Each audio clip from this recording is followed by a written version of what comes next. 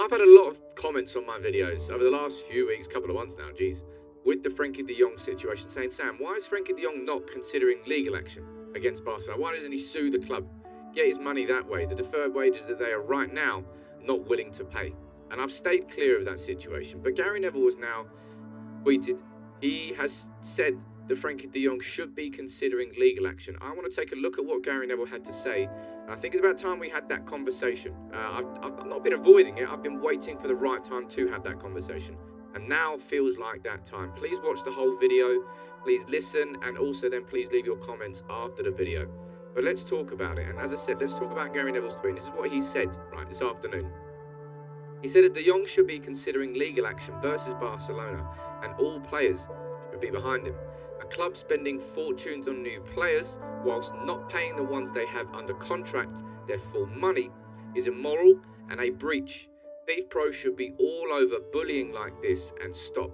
And I know for a lot of you, that's something, as I said, there's so many of you have been saying in the comments, why can't Frenkie just sue Barcelona? So what I'm going to try and do is take a full look at the facts of everything we know, because the key word here is facts. And then we can have a conversation about it, because it's not just as simple as saying that. It's not just as simple as Gary Neville saying, take legal action, and yeah, case dismissed. Case done, easy. Because if we go to what we know that United and Barcelona have agreed that fee. 85 million euros, 75 million up front, 10 million on top. We know full well that Frenkie de Jong has no intention and has never had any intention of taking a pay cut. His priority is always to stay at Barcelona and see out that contract. We know full well that Xavi, I love you, Frenkie, absolutely love you, but economic situation, financial fair play, aka we're going to sell you if we get the right money, and you please just leave. And the fourth part we know, of course, is that Joan Laporta, you can't actually trust the word that comes out of this guy's mouth. He said we received some offers for Frenkie. We didn't accept right now. We need to clarify some of the situation with, of course, Frenkie de Jong himself. And it's created this situation where no one really knows what's going on. But in terms of the facts of Frenkie de Jong's contract, and of course this is exactly what Gary Neville is speaking about here when he's saying considering legal action. As Frenkie de Jong extended his contract with Barcelona back in, I believe, 2020, October 2020. The details of the contract down here. He's extended his contract until June 2026 with a buyout of 400 million euros. And so many goals he scored, games he's played, blah, blah, blah. That we absolutely know. And the thing is this. It's all down to the deferred wages, but basically what we're seeing is Barcelona taking advantage of the fact that they know Frenkie de Jong's dream club is Barcelona. They know, and this is what Frenkie de Jong said, and I believe the last interview he's given where he discussed this topic. In the world, it seems another one, Manchester United, are very interested in you. Are you flattered by that level of interest in you when you're already a great club?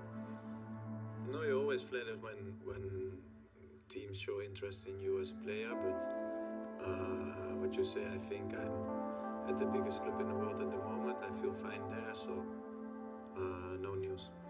No news indeed. That was Frenkie de Jong speaking when he was away on an international break with Holland, before this really turned into a bit of a saga. But at that point it was like de Jong to United was this like pipe dream transfer. Again, we're speaking of facts here. You've got Barcelona, and again, this isn't a fact. This is my opinion. I feel that Barcelona are taking advantage of that. And in terms of the contract, I've run through this in quite a lot of detail in terms of what the money is. That was the pay cut that he took, a 10% pay cut that every Barcelona player took, and the pay cut down to 3 million from 14 the year after, and then down to 9 million in that year. What we don't know is whether those pay cuts were agreed as part of this contract extension in October 2020, because the coronavirus had already kicked off by then. The pay cut, the first pay cut, this one here, that had already happened. But by the time this contract was signed in October 2020, these terms should have been written down. So Gary Neville was completely right when he says here that it's completely immoral. We all know that. I've been arguing that for a long time. I think you can see that. everything that Barcelona's done for a long while has been immoral. But whether or not it's illegal depends on what was written into this contract. But I'll be honest, if his agent didn't get that written down in legal terms, then he is an absolutely abysmal agent. So it should be down. But the thing here about Barcelona, and this is the important thing I think to understand, is that they've got precedent. What Barcelona are doing this summer is completely immoral.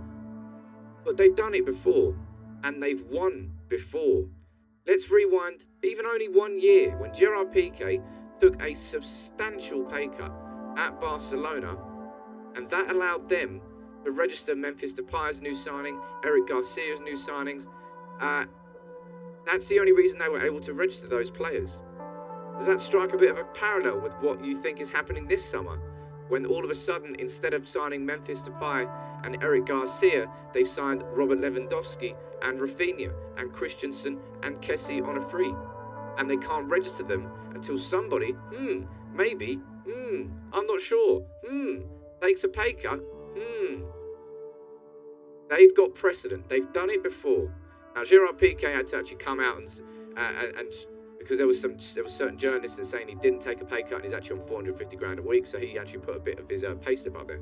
If I ever get a pay slip like that, I'm not going to ever get a pay slip like that. But that's not 1 month. I think that was for half the year. And Barcelona released a statement saying, "Oh, yeah, don't be rude to our players." But this is Barcelona we're talking about.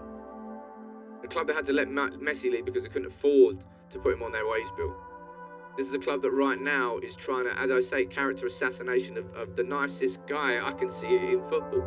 A guy who they know full well, absolutely full well, loves Barcelona. It is his dream club, and they're trying to take advantage of it in the same way that they maybe did. Gerard Piqué said yes, maybe they didn't take advantage. That was his decision to help the club, and it allowed them to register new players. And they are trying to do the same thing again this summer, but they are not getting anywhere. Now, in terms of what I think is an interesting parallel and conversation to have when speaking about this Frenkie de Jong situation is to talk about this man. Now, 10 points if you know who this man is from that photo. Bosman. Jean-Marc Bosman was a player who played for, I think it was Standard Liège. Anyway, the club that he played for is slightly irrelevant. The conversation around him isn't. Because Bosman was under contract, I think it was at Standard Liège. Anyway, it was a contract to his club, and his contract expired. He then wanted to move to another club, but I think it was Standard Liège. Then, despite his contract finishing and expiring, they tried to charge €500,000. The club who was going to sign him said, no, we can't afford that. He was then forced to take a 75% wage cut to stay at the club that he was trying to leave. What happened? The Bosman ruling came in. He went to the European Court of Justice and argued for the fact that he should be able to freely move inside the European Union, and it changed rulings altogether, legally, in football. The Bosman ruling came into effect in 1995, and it's been used ever since. Players, when their contracts expire, are therefore free to move to whatever club they want to because they are not under contract anymore. I don't really understand how that didn't exist before it, because if a contract expires, surely the players... Anyway, it didn't exist before then, and he was one that changed that.